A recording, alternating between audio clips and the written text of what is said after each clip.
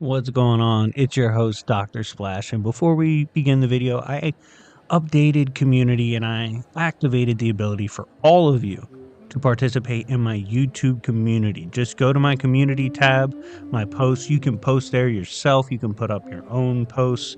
It's pretty dope. I will be interacting with all of you there. Make sure to check it out and check out my Discord. This video, it's real simple. The Blade Gauntlet did very well. So we're doing Doctor Doom, and he's solo. Every magic user in fiction, 400 plus likes if you love these gauntlet style videos. Without further ado, let's begin. Victor Von Doom is one of the most respected characters in comics in terms of intelligence and capability. Having been spawned from a literal witch, he naturally has an affinity for magic that blossomed once he became one of the strongest men in the world as a leader of Latveria. In fact, even years ago, Strange had said he was just as capable, if not more, than Strange in terms of the magical arts. This is only enhanced further by Doom's time as Sorcerer Supreme, which he's actually serving currently. Another advantage he has over someone like a Doctor Strange in terms of magic versatility is Doctor Doom will dabble in the darker arts a lot more frequently. He's been able to combat the likes of the Avengers. He's been able to take on the Fantastic Four pretty comfortably. Silver Surfer. He's able to go against, even currently in his run, all the Avengers, displacing the heroes on Earth, put them in a different dimension. And then he was able to go toe to toe with a Dormammu who was preparing to take over 616. He also had the magical capability, of course, of doing so. And Dormammu also had help in this battle, of course, by his army and whatnot. And this was a planned invasion. So it's a very impressive feat in terms of what he's capable of with magic. His versatility is also very impressive. His magic extending to time, space, dimensions, and even the stories themselves. He is able to combat and stop the likes of God of Stories Loki. With prep, of course, he can take on all the heroes. He can take the power of Molecule Man and scale 2 and above the Beyonders. He's been able to go toe-to-toe with a Galactus who was using literal Molecule Men as his heralds. Basically, with prep, he can beat almost anyone in Marvel. He would have beat the Galactus if there was any quantification of what Galactus had become at that point. He's absurd when it comes to prep. He's going toe to toe with almost anyone with prep. In fact, he spun on Chthon and Chthon was cooked. Chthon's power extending beyond even Knowles and whatnot. It's absurd. Now, with all these capabilities, we're going to review how Doom does. And of course, if there's more I need to speak on with Doom throughout the gauntlet, I will. But we're going to talk about how Doom does in each round. And if you need more Doctor Doom information, I have a ton of content on my channel. Go check it out. I also have a definitive scale on him coming soon. Get in the comments if you want to see that. But yeah, let's get this gauntlet started. First up on the gauntlet is the Harry Potter verse. Now, this overpowered universe possesses the likes of magic users like Dumbledore and Voldemort, with the new video game scaling even showing that some old magic teachers from Hogwarts are capable of moving stars around in dimensions. Jokes aside, they get fucked. Like, if Doctor Doom shows up to the Harry Potter universe with bad intentions, everybody dies. They can all jump him at one time. It does not matter. He can show up without his armor. He can show up without his magic. He could just beat them up. There's a lot of bad things this man could... Like, there's no win con. I don't even think Avada Kedavra would work. Like, we've seen Doom openly defy death. We've also seen he has magic in place to prevent death from taking over. I don't even see that working. I don't see him trying to block it anyway, but yeah, the Harry Potter universe, they don't have the stopping power, the speed, the stats to handle it. Like, Doom can look at Hogwarts and then just send it to another dimension. Like, well beyond time and space, if he wants to. He could drop it in the mouth of a monster 12 universes over. It's a lot of weird shit he could do to these people. Nothing the Harry Potter universe can do. GG. Next round, we have Dr. Fate. Now, this is some serious bump. This is real beef. Okay, so Dr. Fate, in my opinion, is a little stronger than people give him credit for. Those people, including me in the past, I used to think he kind of sucked. But Naboo himself, when he takes over, is an absolute beast. And I think the best representation of this is recently in comics, Constantine and Swamp Thing tried to jump him with prep time and got their asses beat. That's how scary Dr. Fate is when Naboo is locked in. In terms of how this goes with Doctor Doom, without prep, I actually see Doom probably losing this encounter. uh, Dr. Fate, especially Naboo, is extremely broken. And I think the raw power, I think he could get it done against Doom. Now, prep or spinning the block, absolutely Doom. Doom's game all the way. But the first random encounter, no prep, just showing up and scrapping, I'll probably favor Fate. Next round, we have Lord of the Rings magic users. Now, these characters are a lot stronger than people think. We're not going to just use, typical Gandalf, typical necromancer. We're going to also use true forms and beings like Arrow. Arrow being one of the original magic users, essentially God, created the heavens beyond time, space, and dimensions, created the creation known as Middle Earth and everything that goes with it, the afterlife, whatnot, banished Satan from hell, banished the fallen angels and demons. Those include, and some weren't even banished, some were sent down to creation, like Gandalf. Sauron being a fallen angel turned demon. All these things is essentially kind of like a Christian like background. Now, if Dr. Doom was to pull up on this one, some people were arguing this in my server. I don't see this being much of a problem for Doom.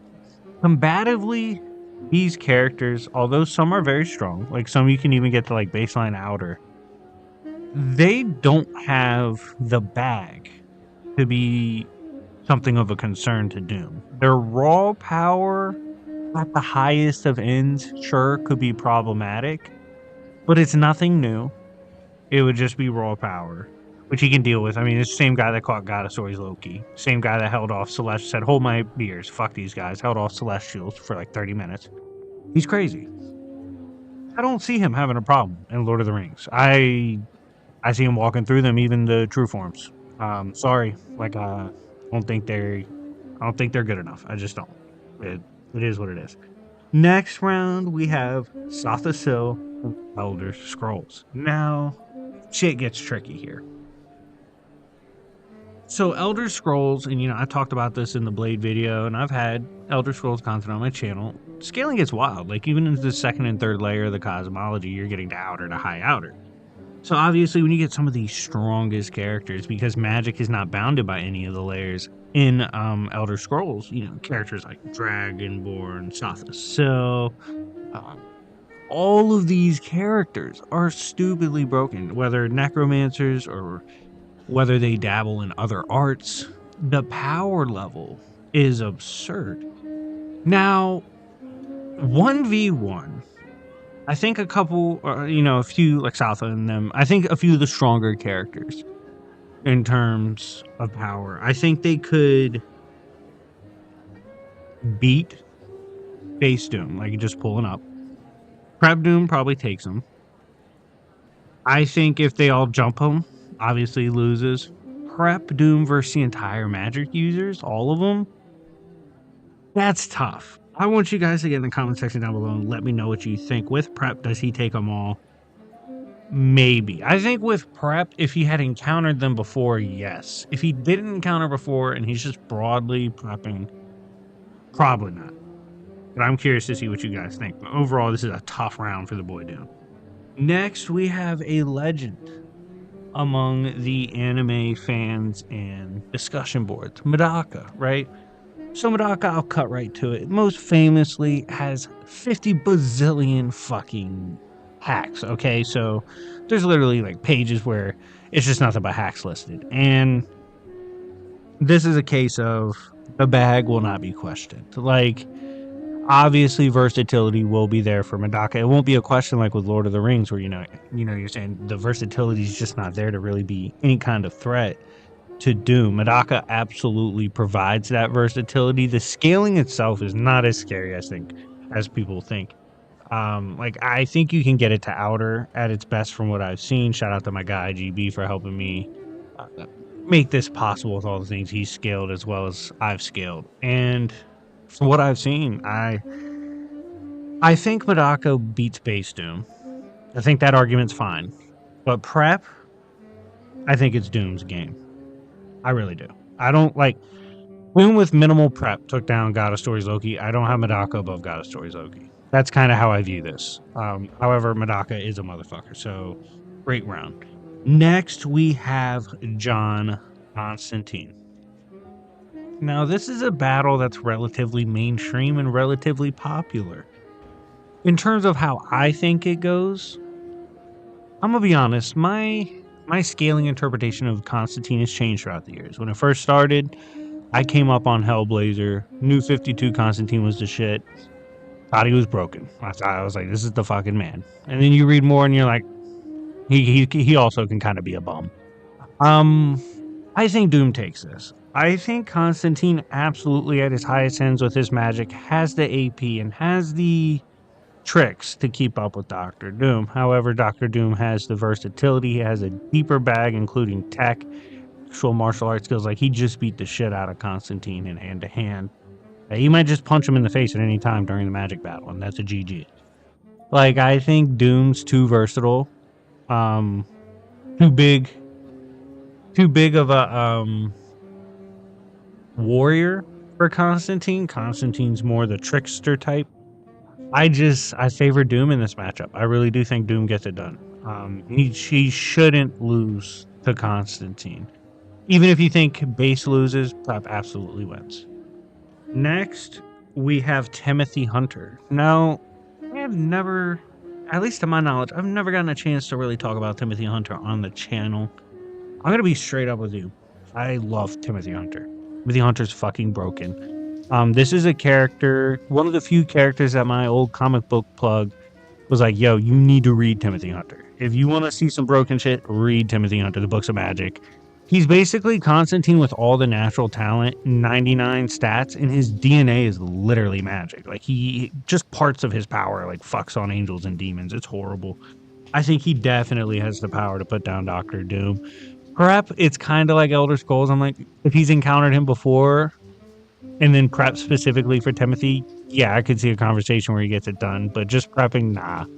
Timothy's got all the juice. He's what Constantine fanboys think Constantine is. He's what Goku fanboys think Goku is. Like he's kind of like a fanboy incarnate. His magic potential and powers absurd. Next, we have Spawn magic users. Now, in the Spawn universe, there's characters like Houdini who actually can tap into magic that affects stuff like the overlap. The overlap being what defines all physics, dimensions, concepts, all these things. Magic users also can go beyond that, fighting hell lords and higher tier beings. Because of that, I don't think they're any slouches. However, I think we all can agree the Spawn universe isn't as quite nuanced in its take on magic. So while some of them, yes, have decent AP arguments, versatility's not really there. Nothing new to Doom. I think Doom's walking through the Spawn universe and walking out with his Gucci mink. Sorry. Next, we have Warhammer and the magic users like Nagash. Now, this is Warhammer Fantasy, depending how you want to scale this. You might think it's a little different. However, I for one, I've seen plenty of instances of the chaos and things that scale to it being outer versatile, so I'm comfortable putting in this range. On top of this, Nagash invented the concept of necromancy itself. These characters are broken. I think if they all came together, the strongest magic users in Warhammer, and they jumped the shit out of Doom, Base Doom's probably losing. Prepping in general, probably losing. Prepping specifically, like if he got away from the initial ass whooping, yeah, I think he could get it done. But 2 out of those 3, I think Doom probably loses. I have a pretty high respect for the magic and how it scales in Warhammer, and I think it'd be quite effective if they all ganged up on the boy Doom. Now, final category, and make sure to smash the like button if you have not already. We have Dark Schneider. This is a super popular manga anime character. Basically, Harry Potter, but high hyper versatile and absolutely on all the drugs. Okay, Dark Schneider does not give a fuck. Casually throwing around universal busting attacks, even getting to the multiversal to hyper range. On top of this is a character that has multiple layers to existence that you got to destroy at the exact same time. The bag is deep. He's absolutely ruthless, has some pretty solid scaling. So, how does it go? If this absolute madman pulls up on Doctor Doom? Well, Schneider, as raw as he is, as much of an asshole as he is, Doom does not give a shit. Like, this is the big dog, okay? You're not gonna rattle Doom. You're not gonna say something crazy and get the dub. Like, that's not how this works. The scaling's not high enough to beat Doom. The bags of tricks are there, the different levels of existence are there, but Doom's also shown he's capable of destroying things across several layers of existence. He has ways to put down Schneider, and he outright outscales him. I don't see Schneider getting the W. I got Doom taking this one. But anyways, guys, let me know what you think in the comment section down below. If you enjoyed this video, let me know as well. Thank you so much for watching, and remember, it's Yancey Street, bitches.